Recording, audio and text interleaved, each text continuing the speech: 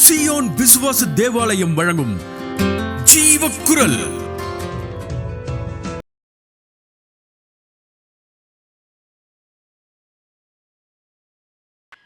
மனம் திரும்புதல், விசுவாசம், தாழ்மை, இந்த மூன்றும் ஒரு இன்கிரீடியன்ட்.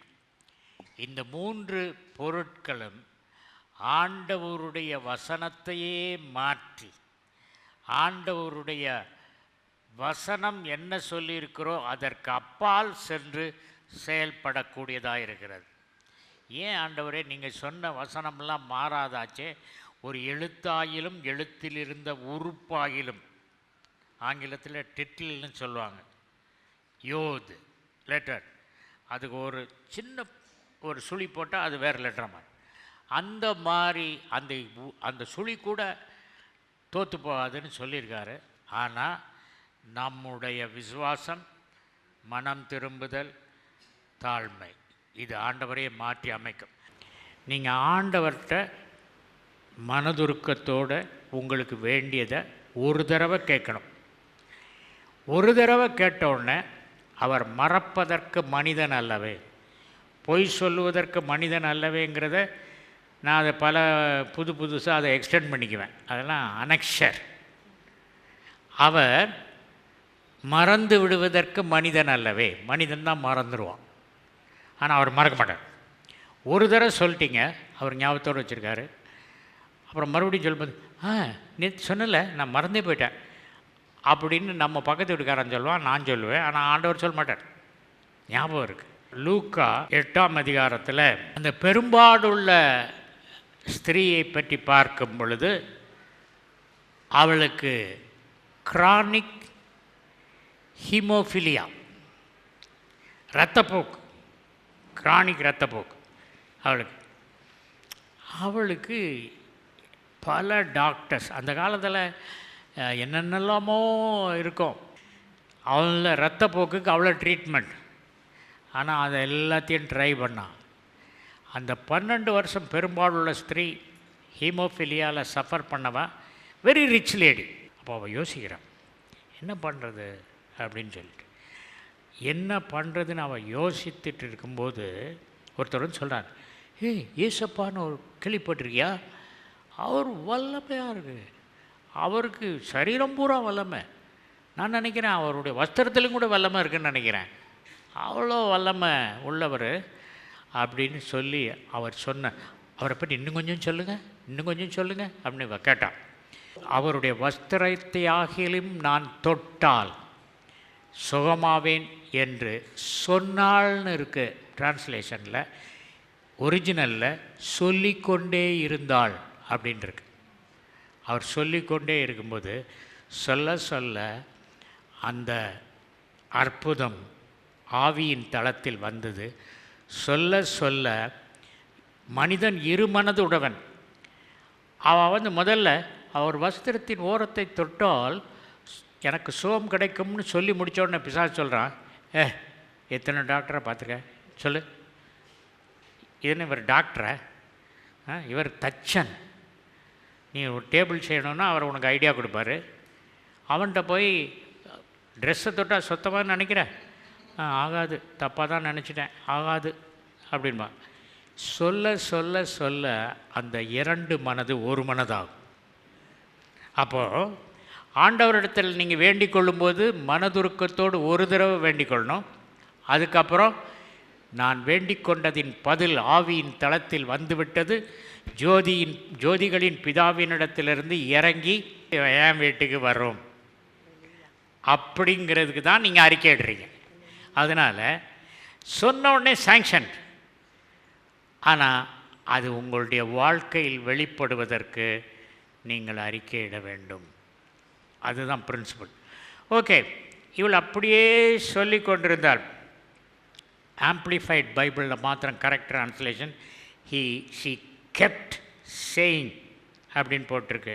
மார்க் 5:26.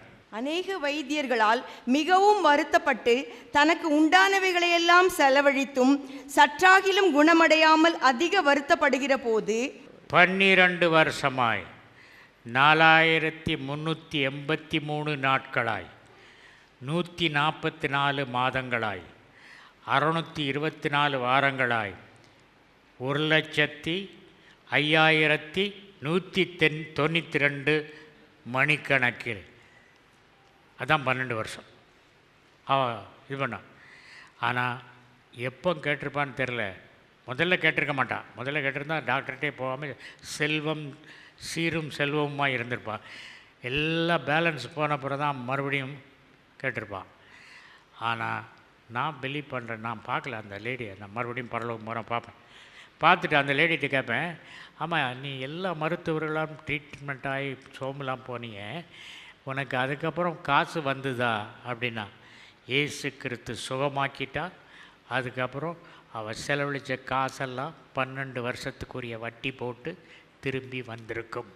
அவர் இழந்ததை தேடவும் ரட்சிக்கவுமே மனுஷகுமாரன் வந்தார். வீட்டில் செயின் தொலைஞ்சு போச்சு அப்படின்னா என்ன சொல்லணும்? இழந்து போனதை தேடவும் ரட்சிக்கவுமே மனுஷகுமாரன் வந்தார்.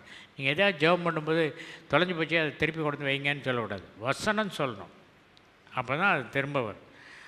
வசனத்துக்கு கட்டுப்பட்டவர் தான் ஆண்டவர். யோபு 22ஆம் அதிகாரம் 28ஆம் வசனம். நீர் ஒரு காரியத்தை நிர்ணயம் பண்ணினால் அது உமக்கு நிலைவரப்படும், உம்முடைய பாதைகளில் வெளிச்சம் பிரகாசிக்கும். நீ ஒரு காரியத்தை ஒரு மனதாய் தீர்மானம் பண்ணினால், நிர்ணயம்னா நமக்கு தெரியாது, நம்ம நிர்ணயமே பண்ணுறதில்ல. நீ ஒரு காரியத்தை ஒரு மனதாய் தீர்மானம் பண்ணினால் அது உனக்கு உறுதியாய் கிடைக்கும். அந்த ஒரு மனதாய் தீர்மானம் பண்ணுறதுக்கு தான் நம்ம அறிக்கை பண்ணுறோம். அறிக்கை ஜெபம் பண்ணோடனே பிசாசு சொல்லுவான், இது கிடைக்காது உனக்கு அப்படின்வான். அது கிடைக்காதா? அப்படியா, சரி அப்போ நான் ஏற்றுக்கொள்கிறேன், இந்த நோயே ஏற்றுக்கொள்கிறேன். I don't follow that way. I said no. சரியா, ஆரோக்கியமா, இது முடிவு அல்ல, சரியா அப்படின்னு. பாதை ஒளிமயமாகும். பாதை ஒளிமயமாகும்னா என்ன அர்த்தம்? நீ கிடைச்சதெல்லாம் கிடைச்சி அதை அனுபவிக்கும் திறனை பெற்றவனாய் சந்தோஷமாய் இருப்பாய் அப்படிங்கிற அந்த வசனத்தை பார்க்குறோம். நாபோத் அவனுக்கு ஒரு திராட்சை தோட்டம் இருந்தது. ஆகாப் ராஜாவுடைய அரண்மனை 1 கிலோமீட்டரில் ஒரு திராட்சை தோட்டம். சொந்தம் யாருக்கு? நாபோத்துக்கு. சொன்னால் நம்ம வீட்டு பக்கத்தில் இருக்க திராட்சை தோட்டத்தை நம்ம ராஜ்யத்தில் இருக்கிற ஒரு மனுஷனுக்கு தான் சொந்தமாக இருக்கணுமா? அது எனக்கு தான் சொந்தமாக இருக்கணும் அப்படின்னு போயிட்டு திட்டம் போட்டு திராட்சை தோட்டத்தை என்ன செய்தான்? அவனை கொன்னுட்டு அந்த திராட்சை தோட்டத்தை அவன் தனக்கு சொந்தமாக்கி கொண்டான். 1 ராஜாக்கள் 21:21. நான் உன்மேல் பொல்லாப்பு வர பண்ணி உன் சந்ததியை அழித்து போட்டு ஆகாபுக்கு சுவரில் நீர் விடும் ஒரு நாயாகிலும் இராதபடிக்கு இஸ்ரவேலில் அடைப்பட்டவனையும் விடுபட்டவனையும் சங்கரித்து. சுவற்றில் நீர் விடும் ஒரு நாய் இருக்காது அப்படின்றார். இது ஹீப்ரு இடியம். அது என்னது? சுவற்றில் நீர் விடும்னா நாய் கூட இருக்காதுன்னா, you will not have any children. சுவற்றில் நீர் விடும் நாய் என்பது பிள்ளைகளை குறிக்கிறது. இன்னொருவருக்கு சொந்தமான திராட்சை தோட்டத்தை தனக்கு எடுத்து கொண்டதுனால உனக்கு சந்ததியில் பிள்ளையே இருக்காது அப்படின்னு ஆண்டவர் கேர்ஸ் பண்ணிடுறார்.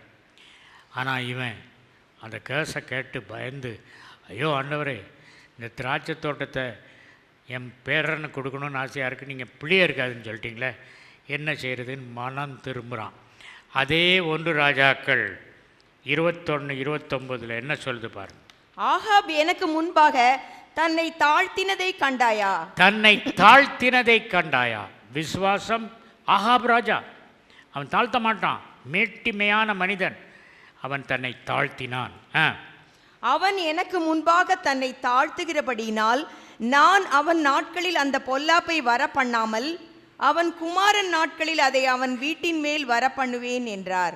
அவன் மனம் திரும்பினதுனால, தன்னை தாழ்த்தினதுனால நான் என்ன செய்வேன்?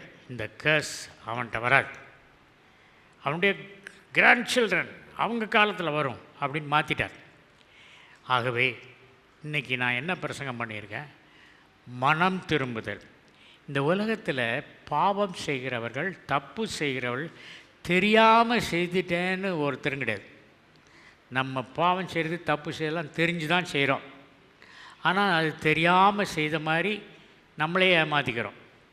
அதனால் ஒருத்தன் தப்பு செய்தான்னா சரி பிறகு மனம் திரும்பிக்கலாம் அப்படின்னு போஸ்ட்போன் பண்ணக்கூடாது.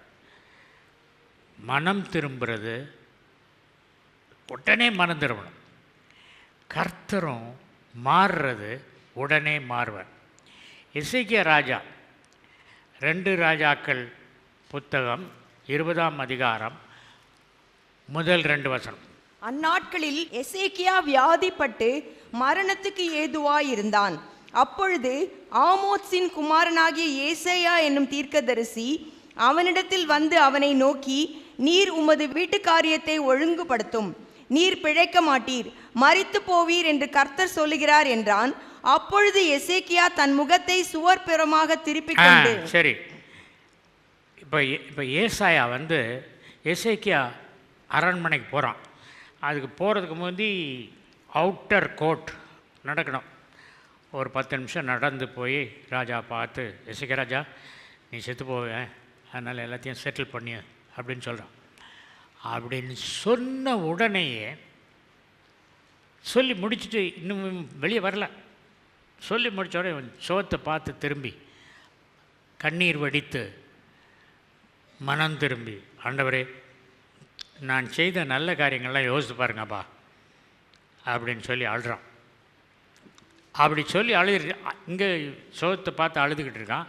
ஏசாயா தான் சேரியட்டில் ஏறுறதுக்கு பாதி தூரம் போயிட்டான். ஆண்டவர் ஸ்டாப் அப்படின்றாரு. என்ன ஆண்டவரே, நீ போய் சொல்லு அவனுக்கு 15 வருஷம் கொடுத்துட்டேன்னு. எப்படி இருக்கும்? இப்போ தான் ஒரு தீர்க்க தரிசனம் சொல்லிட்டு வந்தீங்க, அது பொய், அது ஆண்டவர் மாற்றிட்டாரு அப்படின்னு சொன்னால், நீ முதல்ல சொன்னதே தப்புன்னு எனக்கு தெரியும், நான் நினச்சேன் நீ மறுபடியும் வருவேன்னு நினச்சேன் அப்படின்னு சொல்லுவானா? சொல்ல மாட்டானா? சொல்லுவான். உடனே அவர் செத்து போவேன்னு சொல்லி வேர்டிக்ட் ஹெவனில் பாஸ் பண்ண உடனே அவர் வார்த்தை மாறாது. ஆண்டவர் சொல்லிவிட்டார், கட்டாயம் நடக்கும், மாறாது. அதுக்கப்புறம் அவன் உடனே சரி பார்க்கலாம், நடக்குதா நடக்கலையான்னு பார்க்கலாம் அப்படின்னா செத்து போயிடுவான். உடனே அழுதுனால ஏசாயாவை ஆண்டவர் பிரேக் போட்டு போய் மறுபடியும் சொல்லு, 15 வருஷம் கூட்டி கொடுத்தேன். ஆண்டவர் நமக்கு பரலோகத்துக்கு செல்வதற்கு நியமித்த நாள் தான் நல்ல நாள். ஆனால் இந்த எசேக்கியா என்ன பண்ணிட்டான், அதுக்கப்புறம் சோமானோடனே ஒரு தெம்பு வந்துருச்சு. தன்னுடைய ட்ரெஷரி எல்லாம் எதிரிகளுக்கு காட்டிட்டான். அவன் வந்து இவ்வளோ வச்சுருக்கியா, நாங்கள் படம் எடுத்து எல்லாத்தையும் தூக்கிட்டு போகிறோம் அப்படி எல்லாத்தையும் தூக்கிட்டு போயிட்டான். அந்த 15 வருடங்கள் அவனுக்கு சஞ்சலமான நாட்களாக இருந்தன என்று அவனுடைய சரித்திரத்தில் பார்க்குறோம். இன்றைக்கி படித்த பாடம் என்ன? நீங்கள் உங்கள் வாழ்க்கையில் தவறு செய்ததாய் உணர்ந்தால் பரவாயில்ல அது போட்டு அப்படின்னு செய்யாமல் you repent. You have to repent. If God's blessings have to come to you, தேவனுடைய ஆசீர்வாதம், தேவனுடைய தெய்வீக சுகம் வர வேண்டுமென்றால் ஒரு கிறிஸ்தவ வாழ்க்கையில் ஒரு மனிதனுக்கு தேவையானது விசுவாசம், மனம் திரும்புதல், அதுக்கப்புறம் தாழ்மை. இந்த 3 பண்புகளும் இருக்குமென்றால் நம்ம அறிக்கை செய்துக்கிட்டே இருப்போம். அதிகம் அறிக்கை செய்ய அறிக்கை செய்வதற்கான தேவை குறைந்து கொண்டே வரும். முதல்ல நிறையா இருக்கும் அறிக்கை செய்யாத வாழ்க்கை. நம்ம இதெல்லாம் மற்றவங்க செய்யாதான் நான் செய்துட்டேன் அப்படின்னு நம்மளே திருப்தி அடிச்சுக்குவோம். சரியா? கைதட்டுறது மற்றவங்களுக்காக கைதட்டுறோம். உங்களுக்கு கைதட்டுறது எப்படி சொல்லி தட்டுறா? கை எடுத்துங்க, உங்கள் ரைட் ஷோல்டரில் லெஃப்ட் ஷோல்டரில் தட்டிக்குங்க. இதுதான் உங்களுக்கு தட்டிக்கிறது. மற்றவங்களுக்கு தட்டுறது இப்படி தட்டணும், உங்களுக்கு தட்டுறது இப்படி தட்டிக்கணும். அதனால் எப்போ நீங்கள் மனம் திரும்பி விசுவாசத்தோடு கீழ்ப்படிதலை வாழ்க்கையில் காட்டுறீங்களோ உங்களுக்கே தட்டிங்க. நீங்கள் தட்டுறீங்களோ தட்டலையோ ஆண்டவர் தட்டுவார். பயம் இல்லாமல் சிங்காசனத்தண்டை சேரக்கடவும். பரலோகத்துக்கு போகிறது ரொம்ப ஈஸி. எபிரேயர் 10ஆம் அதிகாரம் 19, 20. அவருடைய திரை சீலை கிழிக்கப்பட்டது. அவர் வாசல், அந்த வாசல் திறந்திருக்கும் வாசல், என்றுமே அடைக்கப்படாத வாசல். அந்த வாசல் வழியே இரத்தம், அவர் சிந்திய இரத்தம் நம்மை அழைத்து செல்கிறது. இது புதிதும் ஜீவனுமான மார்க்கம். புதிதும் ஜீவனுமான மார்க்கம். இயேசு கிறிஸ்து லேவி கோத்திரமா என்ன கோத்திரம்? யூதா கோத்திரம். இயேசு கிறிஸ்து என்ன கோத்திரம்? யூதா கோத்திரம். பழைய ஏற்பாட்டில் லேவி கோத்திரம், புதிய ஏற்பாட்டில் யூதா கோத்திரம். ஏன் யூதா கோத்திரத்தில் வந்தால் லேவி கோத்திரத்தில் வந்திருக்க முடியாதா? வந்திருக்கலாம். ஆனால் பழைய ஏற்பாடு வேறு, புதிய ஏற்பாடு தேவனை யூதானா பிரைஸ், வர்ஷிப், துதிக்கிறது. அதனால் துதியின் அந்த இதில் வந்தார். இந்த யூதா கோத்திரத்தை நீங்கள் பற்றி பார்த்தீங்கன்னா, ஒரு ஆசரிப்பு கூடாரம் ஒரு இடத்துலேருந்து இன்னொரு இடத்துக்கு எடுத்துகிட்டு போகும்போது முதல்ல போகிற கோத்திரம் யூதா கோத்திரம் பழைய ஏற்பாட்டில். அந்த புதிய ஏற்பாட்டில் யூதா கோத்திரத்தில் இயேசு கிறிஸ்து வர வச்சார். வர வச்சு நமக்கு மீட்பை தந்தார். அது மாத்திரமல்ல, யுத்தத்துக்கு போகும்போது யூதா கோத்திரத்தை சார்ந்த சோல்ஜர்ஸ் தான் முதல்ல போகணும். துதி வெற்றியை நமக்கு பெற்றுத்தரும். இது தெரிஞ்சிருந்து தான் யோசபாத் பாடற்குழுக்களை வைத்தான். அவன் வெற்றி பெற்றான். சண்டை போடாமலே வெற்றி பெற்றான். we are more than conquerors. யோசபாத் மோர் தேன் கான்குரர். ஏன்னா அவன் சண்டையை போடல, அவங்களுக்குள்ளேயே எல்லாம் கொன்னுட்டாங்க. அதனால் இதாச்சு. God is immutable. The immutability of God, மாறாத தன்மை, மாறாத தேவனை எபிரேயர் 13:8 சொல்லுது, நேற்றும் இன்றும் என்றும் மாறாதவர். நேற்றும் இன்றும் என்றும் மாறாத அந்த தேவனை உங்களுடைய தாழ்மை, விசுவாசம் எல்லாம் உங்களை மாற்றி அமைத்து உங்களுக்கு சாதகமாக தீர்ப்பு செய்ய உதவும். ஆண்டவர் எனக்கு சொல்லிக் கொடுத்தார். பரலோகத்து வழக்கு மன்றத்திற்கு செல்வது எப்படி?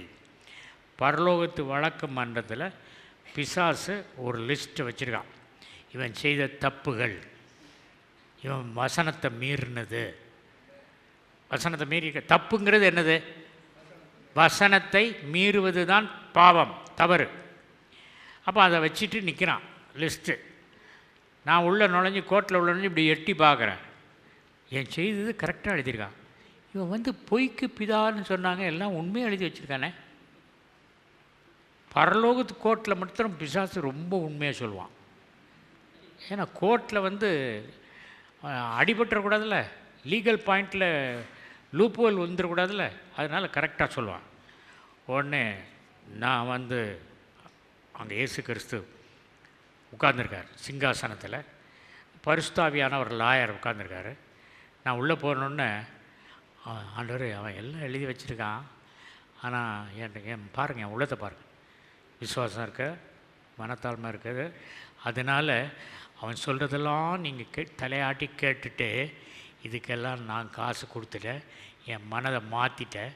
முதல்ல ஜட்ஜ்மெண்ட்டு அவனுக்கு விரோதமாக தான் எழுதணும்னு நினச்சிருந்தேன், இப்போ மாற்றி உனக்கு விரோதமாக எழுதிட்டேன். அவனை விடுதலை பத்திரம் கொடுத்து ஃபோன் அனுப்பிட்டேன். நான் கைதட்டுறேன், எனக்கு தெரியும். ஏன் நீங்கள் அப்படி பண்ணுவீங்கன்னு தெரியும். ஏன்னா அவன் சொன்னபடி நியாயம் திருத்தா எங்கே அனுப்பணும்? என்னைய ஸ்ட்ரெயிட்டே நரகத்துக்கு. ஆனால் அவர் ரத்தம் சிந்தி மீட்டதினாலே அந்த இரத்தத்தில் தாழ்மை, மனம் திரும்புதல், விசுவாசம் இருக்கிறது. அவருக்கு இந்த அந்த 3 வெர்ச்சுஸ், அந்த பண்புகளை நாம் நமக்கு சுதந்திரமாக கொள்ளும் பொழுது ஆசீர்வாதத்தை பெற்றுக்கொள்வோம், ஆரோக்கியத்தை பெற்றுக்கொள்வோம். அதனால் ஜெபிக்கும்போது ஒரு தடவை பாரத்தோடு ஜெபிச்சுட்டு பதில் வருகிறது. ஆவியின் தளத்தில் இருக்கும் பதில் நேராக கீழே இறங்கி வந்து ஜோதிகளின் பிதா வீட்டுக்கு வந்து அங்கேருந்து என் சரீரத்தில் வரட்டும் அப்படின்னு அறிக்கை பண்ணுங்கள். அவள் சொன்னான், வஸ்திரத்தின் ஓரத்தை தொட்டால் சோமாவே அப்படின்னு சொல்லிக்கொண்டே இருந்தாள். நீங்களும் சொல்லிக்கொண்டே இருக்கும்போது இரு மனது ஒரு மனதாகிவிடும். ஒரு மனதானவன் தான் தேவனிடத்திலிருந்து பெற்றுக்கொள்ளலாம். ஜீவக்குரல் 14/1 மங்கம்மாள் சாலை, KK நகர் அஞ்சல், திருச்சி 620021, தமிழ்நாடு, தென்னிந்தியா. மொபைல் எண் 919025432432.